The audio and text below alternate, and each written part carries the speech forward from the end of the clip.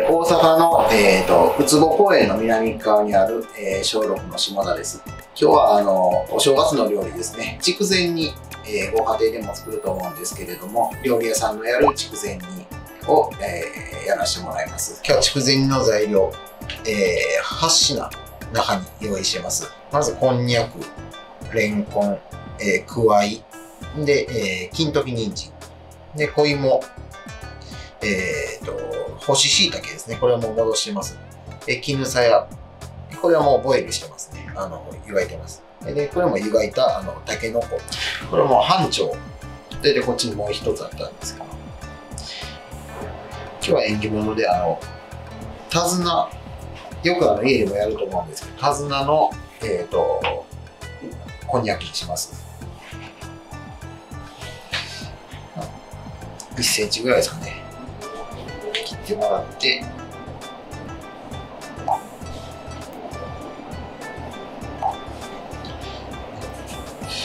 で、真ん中ですね。両端を残して真ん中に包丁の先で少し切り目を入れていただいて、これは多分ご家庭でもよくやることなので分かるとは思いますけども、これの端っこの中に入れてあげます。そうするとこういうねじれた手綱ですね。手綱こんにゃくになりますので、これが、お正月に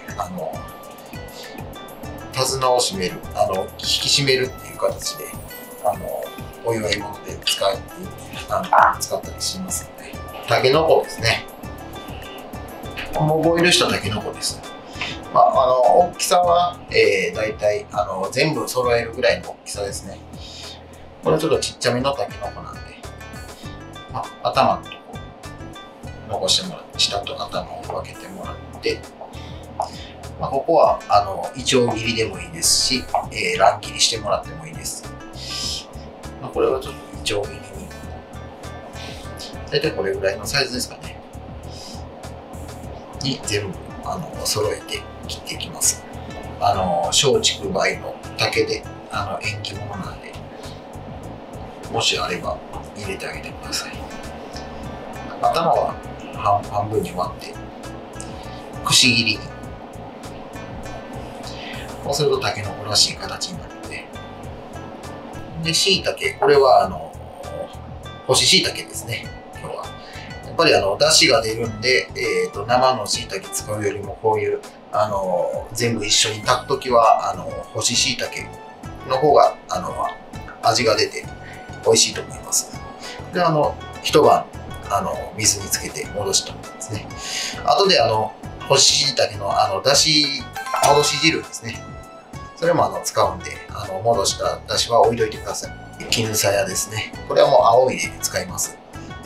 筋を取って湯がいたものですね。金時人参ですね。これは今日はちょっと料理屋さんっぽく梅人参松竹梅の梅の形をした人参にしますね。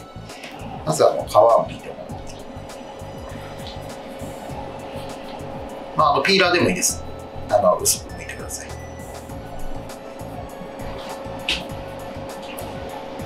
1センチぐらいの太さに切ります。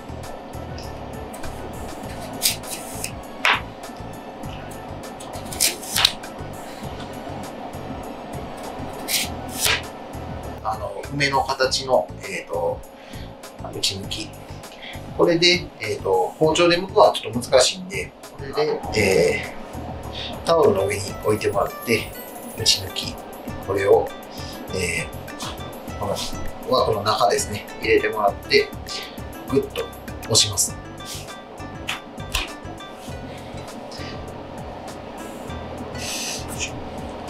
タオルを下に引くと下までぐっといって繋がらなくなるんで、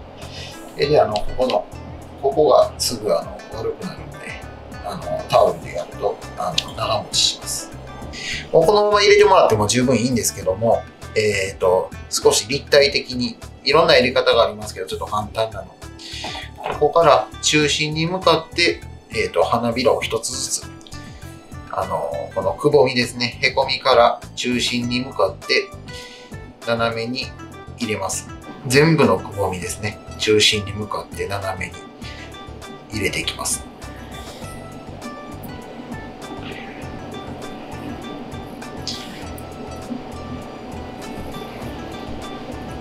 これで今全部入った感じですね。で、次はここの一つずつの花びら、ねじり梅って言いますけど、花びらを作ります。ここの3分の1ぐらいのところから斜めに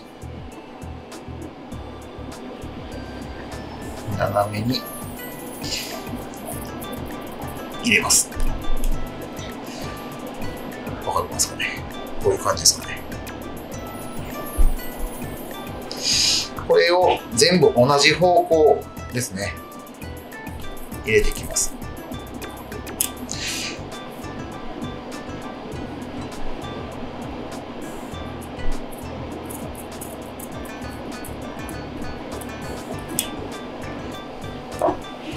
少しだけこの端を残してもらったらより立体的に花びららしくなりますね。で、最後にこれを後ろ側、上はいいです。後ろ側ですね。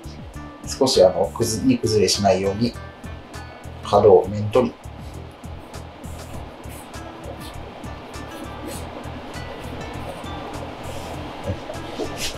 次は、小芋ですね。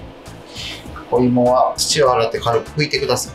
まず上と下と上を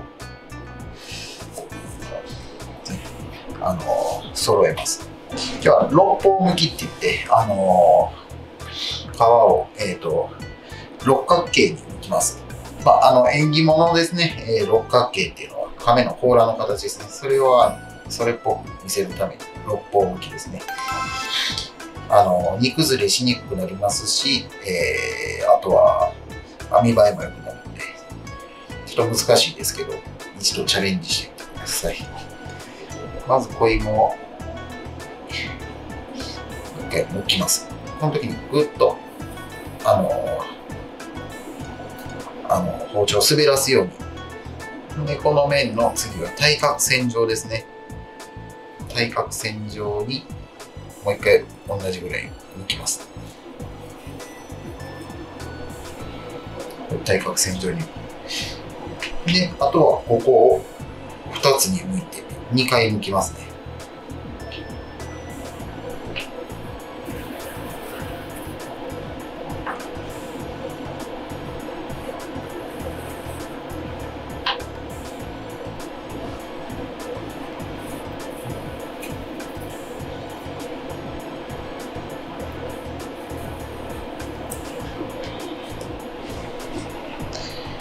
そうすると、六角形、亀の甲羅ですね。みたいな感じに六角形になるので、これを今日は全部の大きさ揃えるために、半分に切りますね。そうすると、きちんと六方に見えます。じゃあ、レンコンですね。今日は。これはピーラーでもいいんで、包丁でもどっちでもいいです。薄く剥いてください。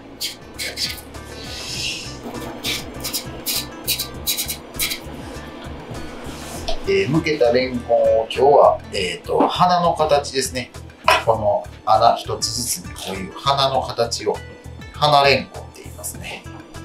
それをしていきます。ちょっと料理人さんでも結構大変な作業なんですけど、まずこの穴と穴の間、ちょうど真ん中ですね。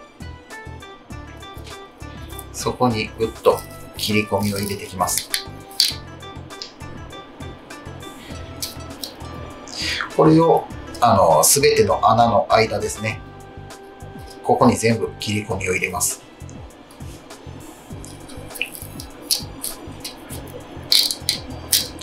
この時ちょっと、ゆっくり入れないとレンコン割れやすいので気をつけてください。この筋のところにこの輪っかと同じぐらいの花びらをつけていきます。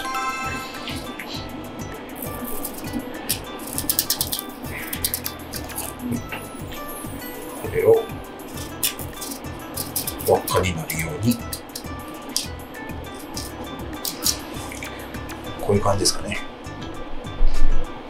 すべてレンコンの穴一つ一つに作っていきます。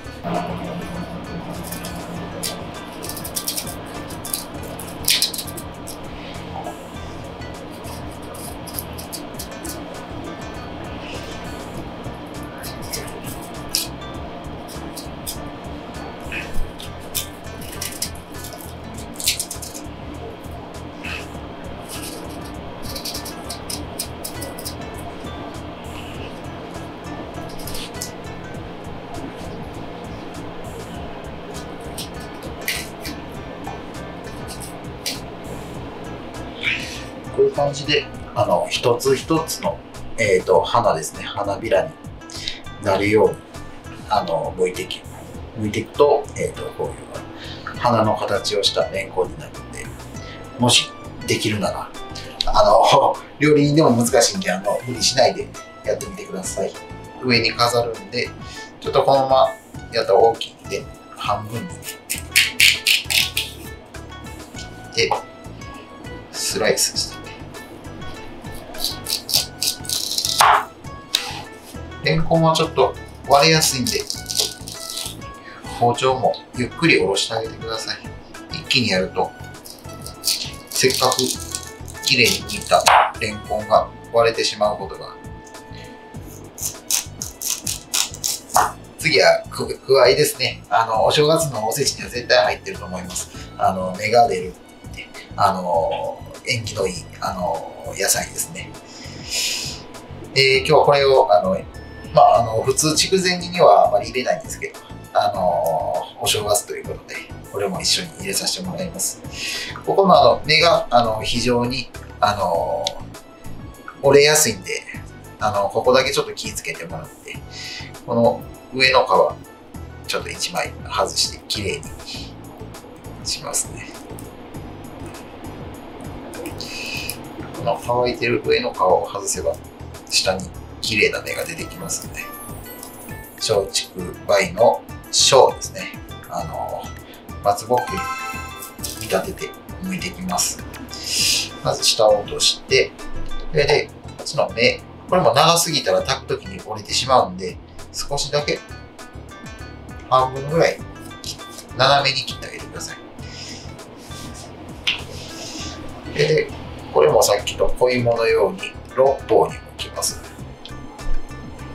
その時にここの、この芽の付け根をめがけて、剥いていきます。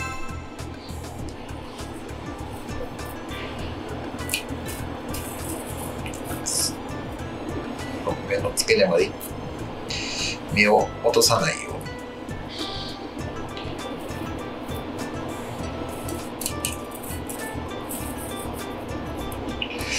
に対角線上に2本、あとここを2回に剥いてあげます。こんな感じで、先ほどの小芋と一緒ですね。6方剥き。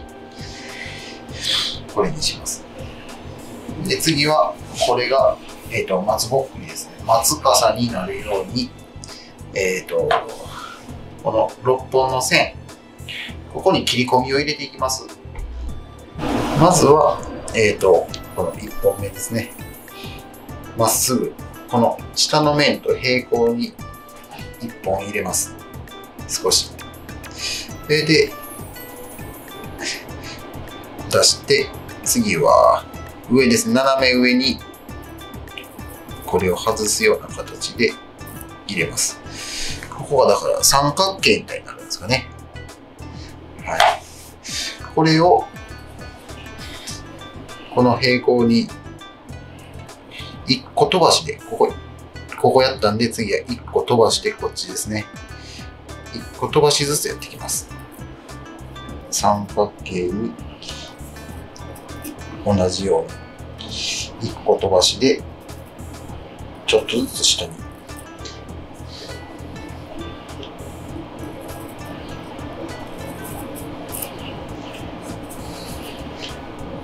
それを繰り返していきます。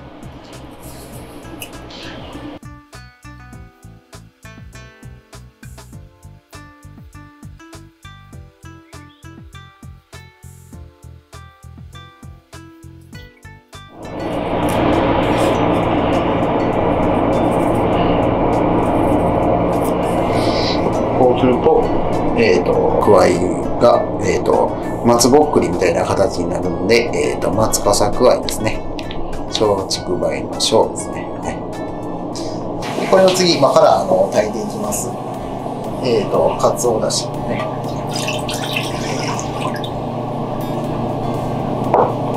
これでしいたけの戻し汁。お酒。最初に入れるのは火の通りにくいもの、小芋ですね。小芋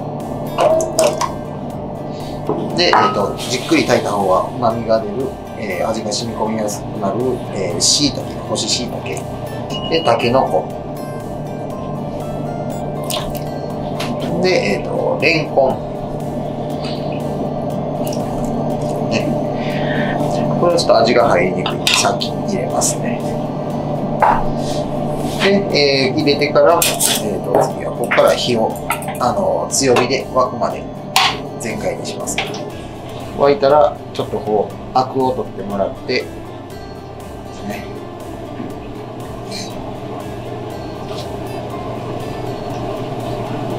今野菜ばっかりなので、ちょっと動物性のもの、動物性の旨味を入れていきます。これが今日は鶏肉ですね。筑前煮やったら入れるんですけど、それをさっと霜降りして、周りだけ、それを、この沸いたところに入れます。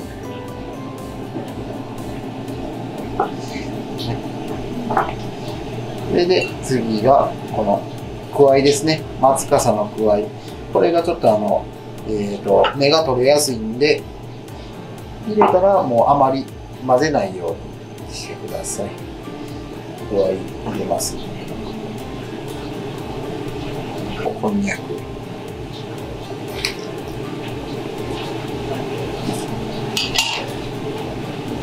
で、人参ですね。上に向いたのと、乱切りにしたやつ。全部入れて。でもここはずっと強火でいいです。ボコボコ、沸かしてあげてください。砂糖。最初に砂糖ですね。で、みりん。で、今日は、薄口醤油と濃い口醤油を入れます。薄口醤油だけでしたらちょっと色目が薄くなってくるんで、ちょっと旨味を出すために、濃い口醤油と、割っていきます。薄口醤油と濃い口醤油ですね。全部入れて、次は沸き始めたら中火にして、アルミホイルかあとは落とし蓋、どちらでもいいですけど、ちょっと上から落としてあげます。この時グラグラしすぎると煮物同士がぶつかって角が取れたりとか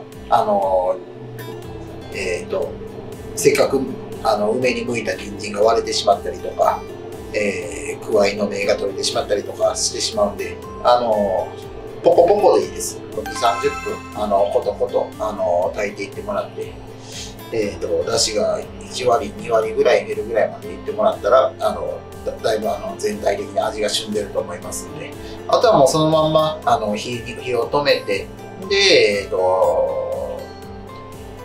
火を止めて、そのまま冷ましていただいて、で何か容器かなんかに移してもらって、で一晩味が入るように寝かしてあげてください。これがもう昨日作って、一晩寝かせた、冷めてから一晩冷蔵庫に寝かせて味が入った筑前煮ですね。であとはこれは盛り付けてもらいます。ちょっとお正月なんで、日持ちするために少し味付けは少し濃いめにはなってますので、盛り付けるときに、重要なのはこれちょっと飾りですね。上に乗せた方がいい綺麗なもの、こうやってちょっと上に飾れるようにちょっと置いといて、こういったお重とかね、大鉢かお重か家で持っていただいたら、もう下の方はどんどん入れていってもらっていいと思います。後で上に綺麗に飾れるように少しだけこうやって置いとくといいですね。後で置いてた飾りですね。ちょっと上にわかるように飾ってあげてください。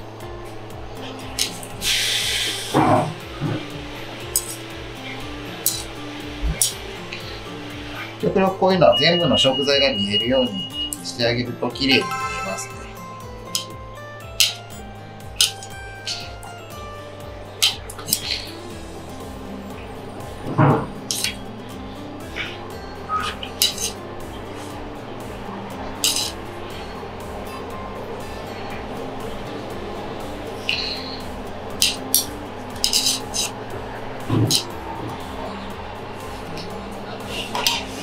で、最後に青みを少し散らしておきますね。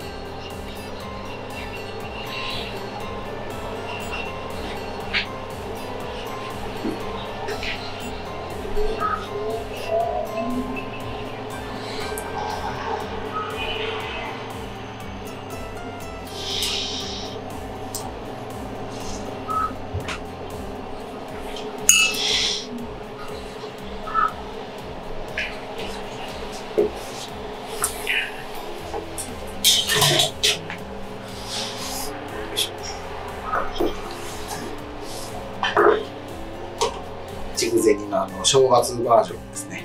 お祝いの、ものを入れて、